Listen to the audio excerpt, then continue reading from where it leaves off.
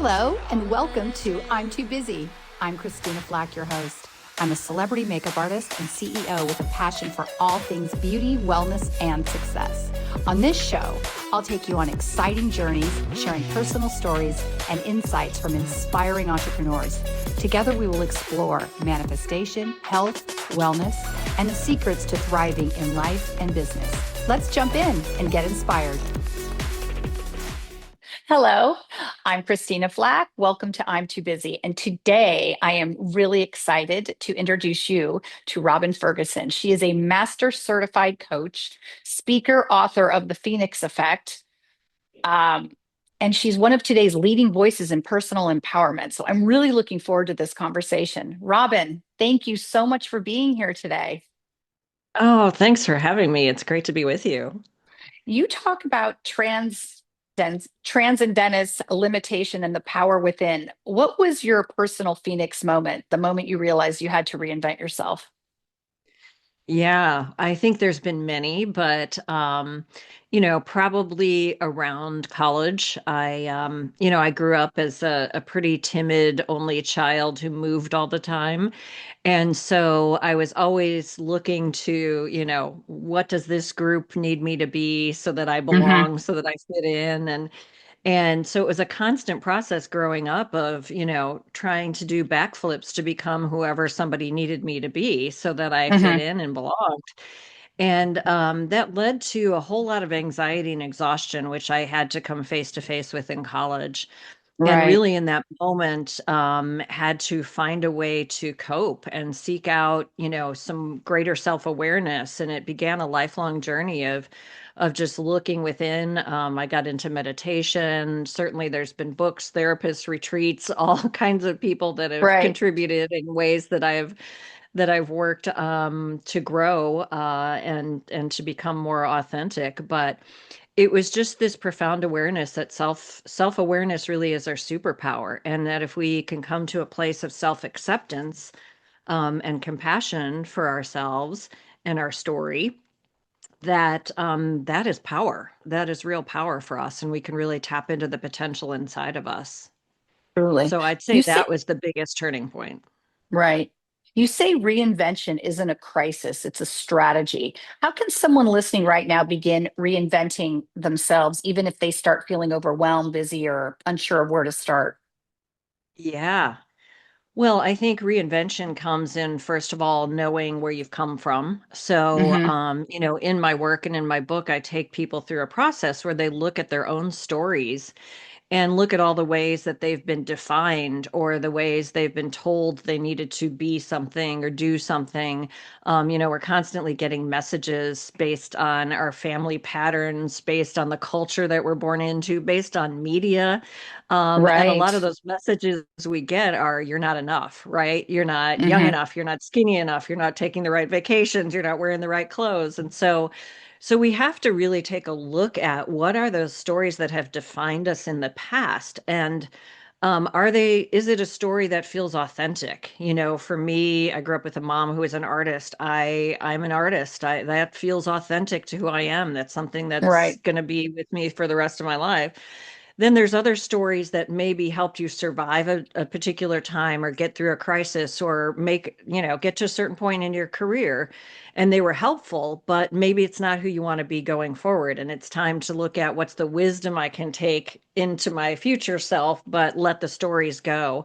And then there's other ones that were total BS to begin with. And maybe somebody made a comment that you're not good at this, or who are you to think you could do that, or just the surroundings that you were in that gave you certain messages about what was possible for you or not possible for you, that you just need to let go of and say, you know what, that was never true, and it's time for me to write a new narrative.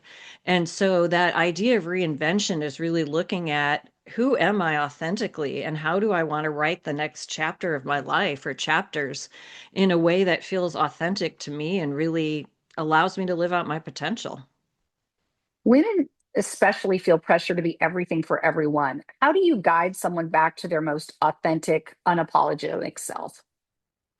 Yeah, what a great question. I think some of that comes from those stories about who we need to be as women. There was this commercial in the 90s that still haunts me that was for a perfume. And it was the tagline was something like the 24-hour or the 8-hour perfume for the 24-hour woman.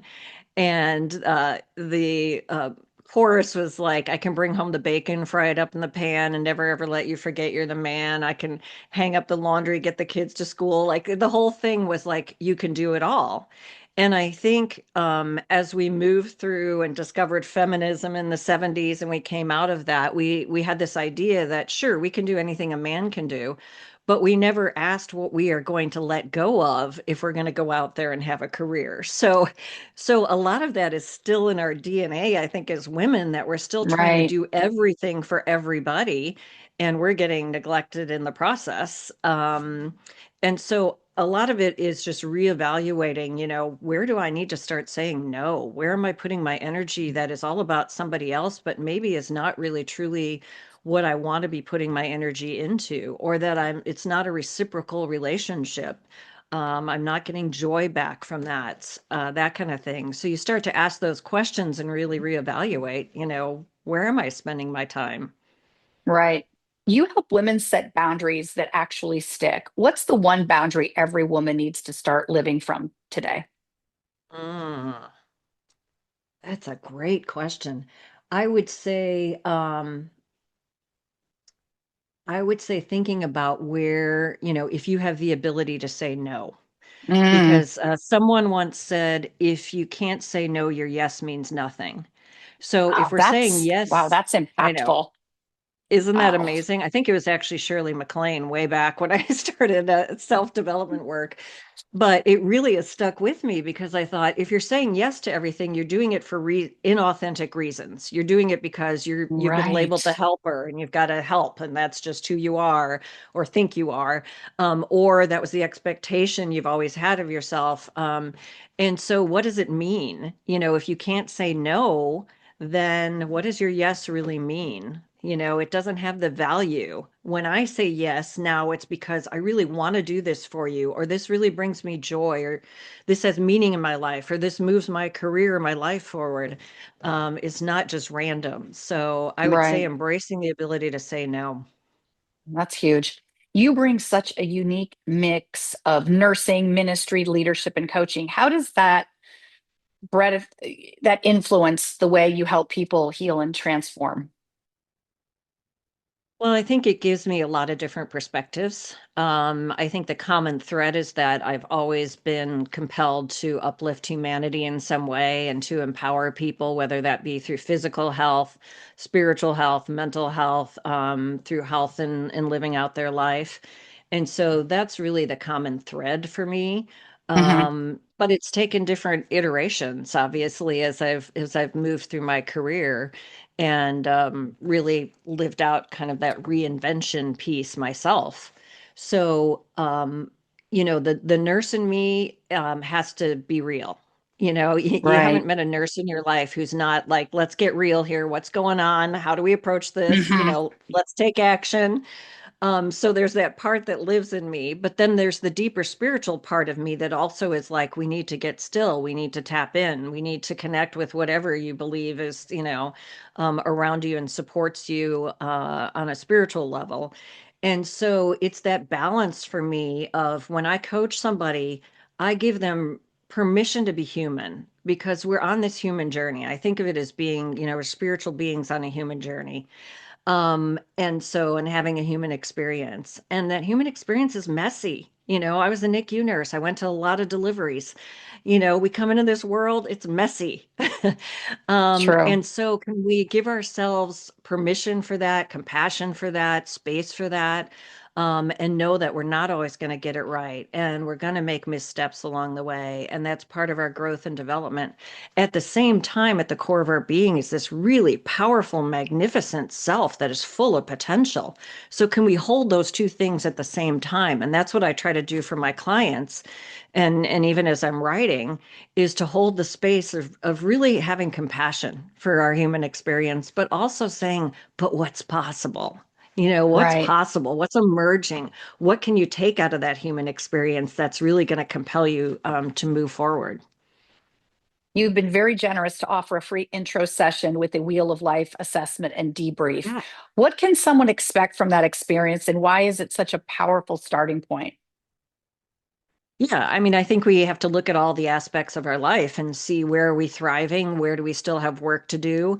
And so it gives you an opportunity to just assess that for yourself. Like maybe I'm really, focused on my physical health, but I'm not so much paying attention to my mental health. Or maybe my career is thriving, but my relationships are maybe suffering a bit.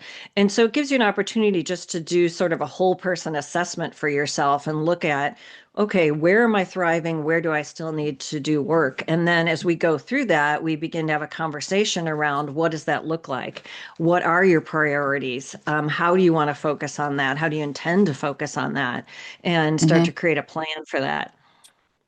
You talk about reinventing yourself personally and then professionally. Are they really different, and are they always connected? Well, I think of reinvention as something you should do every day. So, when you wake up in the morning, what is your intention for that day? And that may last you a year, it may last you a decade. But I think it's a question you always need to ask is what is my intention today? And for me, I'm not someone who sets 5 and 10 year goals. I am someone who lives from that intuitive place that comes from Hmm. just being open during the day. And if a Right. door opens, if an opportunity arises and it feels right, I walk through it. I don't ask questions. I may not know all the steps of where I'm going, but I know the one in front of me, and so I take it. So I think that reinvention comes with staying open and in an open place. And there's nothing wrong with having goals or having a 5 year plan, but sometimes we can get so tied to that and so tied to Hmm. the steps that get us there that we miss the opportunities that are coming at us from And the to be from the open, sidelines. right, to be Yeah. open to things that pop up. Right, right. Yeah. You teach people to live from bravery and balance by putting themselves at the top of the priority list. Why is it so hard for people, especially women, to do this? Yeah. Well, it's all those messages that we need to be, something for everybody else, but not for ourselves. And again, I think true giving comes from having your cup so full that it overflows from you. And so when you feel fulfilled, when you feel like you're tapped into your joy, that exudes from you and you create a space for everybody around you. When you're empty and exhausted, yeah, you may be getting stuff done and maybe helping other people in some way, but is it really, moving them? Is it really touching them? And is it really filling you? Is it living out your potential and fulfilling you and what you're doing in your life? So I think you have to make yourself a priority. Now, obviously that shifts, and there are times where things arise where it's like, okay, I need to put that on hold for a minute and take care of this crisis or whatever. But if we're doing that 24/7, then we're not going to be any good to anybody else. I think self care is not selfish. In fact, I think it is the Mhm. most generous thing that we can do for our family and friends and coworkers. Because when we're just what you said, when we take good care of ourselves, when we're rested, when we've eaten well, if we've exercised, we're laughing, we have love in our life, we're going to be some much better version of ourselves to give to everyone else. I completely believe that. Many Mhm. of my listeners are, busy executives, entrepreneurs, moms. What is the first step out of burnout and back into alignment that you recommend? I would say do something that, even if it's just a little thing that has no agenda. So I just posted something about, what's your no agenda hobby? I've recently, because I have a partner who owns a pottery studio, I've never done pottery. I'm a painter, I do other art, but never done pottery. So I've started making these little clay houses. And I don't know what I'm going to do with them. There's something about, the having that clay in my hands and making something and letting my thoughts just sort of, flow through. It's just very Right. meditative to me I with love no that. agenda that this has to turn out perfectly or Right. that It's going to be I'm sold or in an preaching. art show. It's Yeah. just, it brings you Yeah. joy. And Yeah. it's So also what can you do that interesting, has no agenda? right? But it's also great that you were open to something that you don't know anything about, that it actually does bring you joy, and being open to trying new things. And I think that is a huge part of living life to the fullest, is being open to new opportunities and experiences that, make us a little bit uncomfortable. Yeah, Um, I love that. And I always say, a lot of times people will say, what's the first thing you to do when you're stuck, when you're feeling stuck? I'm like, do something that makes you uncomfortable.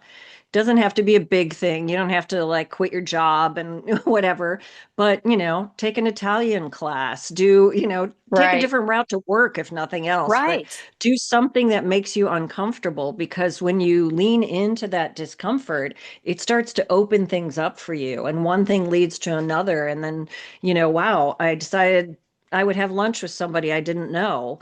And that felt really uncomfortable, but now I've learned so much about them, and they had this idea that I can pursue. And so I think that just sort of cracks things open for us when we lean into our discomfort, and that continues to provide creative opportunities for us along the way. What do you hope people will feel or realize when they read The Phoenix Effect? Mm. I hope they will feel that they're enough, that right where they are, whatever their life has held, whatever choices they've made, right where they sit, they are enough. And in that enoughness, that they have the power to write their own narrative, and decide what's next for them, and live that out. So that's my hope. What's one word that describes reinvention? Mm. Well, I'm going to use two words: living authentically. Okay. Yeah. Yeah. What is the first sign someone is ready for a change? Wow. That they're ready for a change. I think that they're uncomfortable, you Oh, know? Yeah. When we start to get uncomfortable and we don't know why, it means, yeah, there's something knocking on the door. right. Reinvent yourself, morning or midnight? Midnight. Midnight. Midnight. I'm a night owl. It's all those Oh, night shifts I worked interesting. as a nurse. Yep. What is the biggest misconception about personal transformation? Biggest misconception. That it is some big thing that you have to go to a particular retreat, or follow a guru, or read a certain book, or whatever. And really it's sometimes just about taking 20 minutes to be with your own thoughts every day, Hmm. and to examine those and look at, wow, what have I come to believe about myself, and today what do I want to let go of, and what do I want to take on. What is the bravest decision that you ever made? The bravest decision, I would say, I was just thinking about this the other day, and it's actually, I think, to getting divorced. Mm, Um, because I loved my husband, I cherished my kids, I loved our family, but it was a marriage that didn't fit either of us. We got married young, and so it was the hardest decision for sure that I've ever had to make in my life. And, now on the other side of that, for many years, my kids are thriving. I have a great relationship with my ex-husband and his wife. We do holidays together. So I would say that, having to make a choice that I felt was right for me, but hurt other people, is the most difficult thing in the world. what is a boundary everyone needs right now? Mhm. I think everybody needs time to check out. That's a There's good one. so much coming at us, Right. between news and social media and expectations from work and family. What does it look like to give yourself permission to check out for a little bit? And, not permanently. Don't hide your head in the sand, and don't, sit for weeks on end on your couch watching Netflix. But, what are those little ways that you can just unplug and Yeah. check out? Yeah, and maybe do that hobby with no agenda. Maybe try to Yes. embrace that. I like that. What's one thing you've stopped apologizing for? Being me. Good one. Yeah, yeah. I felt like I Self. spent a lot of my young life doing that. So yeah, Yeah. done making. Yeah, done apologizing, done making excuses. I am who I am, and I certainly try to be the best person I can be. But yeah, that's it. Self-care for you looks like what? Besides making clay houses. Yes. Well, I am a painter, so art of any kind is very fulfilling and joyful for me. And then I also have a 2-year-old grandson, and so Oh, spending time with him is the joy of my life because I have time now, I have patience now, where I didn't have as much of that with my kids. So watching him discover the world, and being renewed by that all the time to see the magic in that. Oh yeah, that's the best. I love that. What drains you instantly? Technology Mm. and frustrations with technology. So I was trying to, I updated my iPhone last night and it Oh, just, and I couldn't figure out how to close my screens. It was a whole different process. I And I'm know. like, oh, I know. Like, why did I do this? What do you yeah. do when your day isn't flowing? Mhm. I step outside and put my feet on the ground. I put on a favorite song and dance. I do just something to disrupt the energy, Yeah, and I think that's the same with life. If you feel like you're just in a rut and things aren't moving, what can you do to disrupt the energy? right. Because that's what has to happen for you to get in a new space. Where's your happy place? Mm. My happy place is painting and what I said, spending time with my grandson. Yeah, Yeah. my family. What makes someone magnetic? I think authenticity is what makes someone magnetic. We mistake confidence as being something that you have when you have your life all together.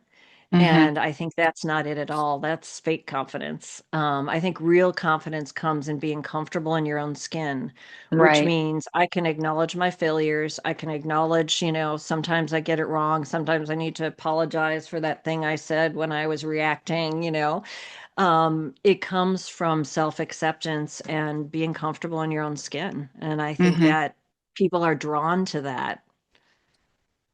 What's a belief that you've let go of? That I have to be everything for everybody. Right. Coffee, tea, or green juice? Chai tea. Yum. Love that. Yeah. What's your guilty pleasure? My guilty pleasure,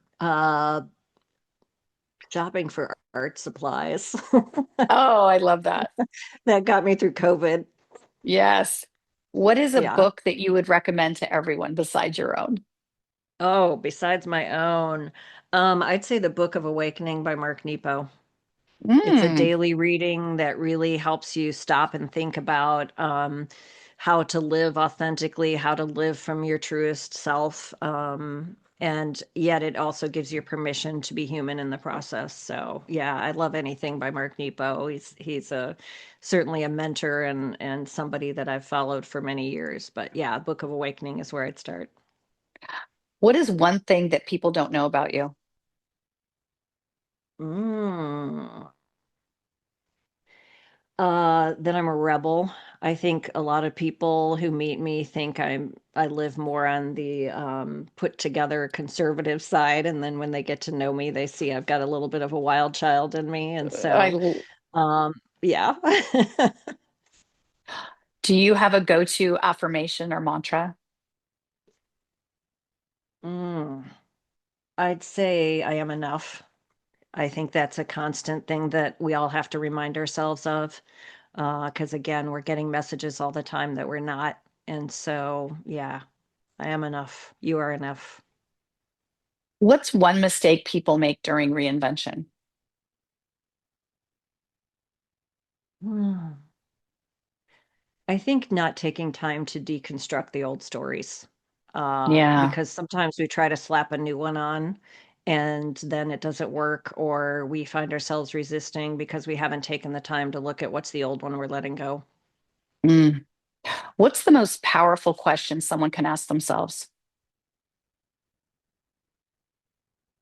Hmm. Who was I born to be? Mm. Yeah, I think we come into this world with a purpose, and sometimes we have to sift through the things that other people tell us is our purpose or that we've taken on as our purpose and find that truth within us. But I think we know it. I think it's in there. So, yeah. What's a simple daily practice that support lasting transformation, even for people that feel too busy?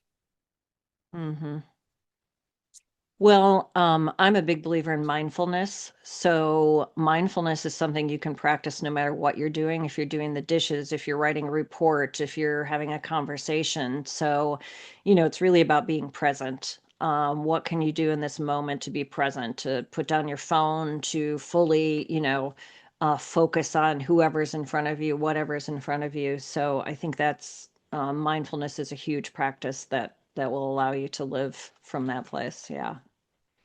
Robin, what have I not asked you today that you'd like to share? Ooh, what have you not asked me? Uh, I would say that's a good one. Hmm. I think I think when people look at someone like us who do what we do, who are out there in the world, um, they think we have it all together, that we have this just innate sense of confidence and self-assurance, and they don't see what's underneath. And sometimes that we struggle, and sometimes that there are things that derail us, and times that, we do look in the mirror and go, oh gosh, not today. Yes. So, yeah, I would say it's that, like what lives behind the scenes, when, when everything's the camera's off, the the persona is put to Right. bed and that kind of Right. thing. What do you struggle with? And yeah, and I do. I've had anxiety my whole life, and so I will often appear as the calm, reassuring person, and yet inside sometimes I'm going a little crazy. So yeah, That's true. Sometimes you have to hire yourself and remind yourself, like what you would right, tell your client, right? right, right. Robin, thank you for this incredible conversation. You've reminded all of us that reinvention is not only possible, it's powerful, it's healing, it's available at any age, at any stage, in any reason, in any season of your life. If you would like to connect with Robin, you can book a free intro session. You can check out her book, The Phoenix Effect. All the links will be in the show notes. And please follow her on Instagram, The Phoenix Transformed. That's her Instagram. So, Yes.